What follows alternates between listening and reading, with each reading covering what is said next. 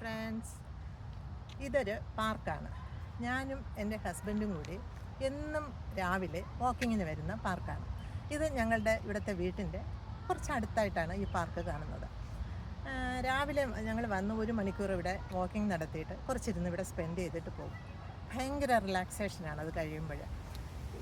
US എങ്ങനെയെന്ന് വെച്ചാൽ മിക്ക സ്ഥലങ്ങളിലും ഒരു 100-150 വീട് ഉണ്ടെങ്കിൽ ഒരു പാർക്ക് അവിടെ കാണും.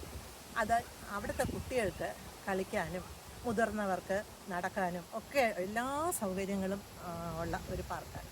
ഇതാ കണ്ടില്ലേ കുട്ടികൾ പ്ലേ ചെയ്യുന്നത്. അവിടെ സ്ലൈഡുണ്ട്.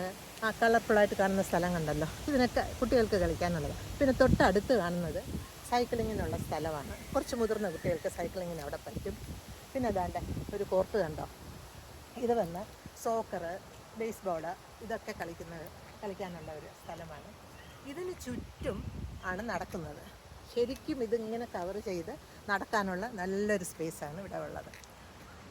അപ്പോൾ ഇവിടുത്തെ കുട്ടികൾ എത്ര ഹാപ്പി ആയിട്ടല്ലേ ഇതെല്ലാം എൻജോയ് ചെയ്യുന്നത് കാണുമ്പോൾ ഞാൻ വിചാരിക്കും നമ്മുടെ നാട്ടിലും ഇങ്ങനെ ഒരു സൗകര്യം ഉണ്ടായിരുന്നുവെങ്കിൽ നമ്മുടെ കുട്ടികൾ എത്ര ഹാപ്പി ആയേനെ.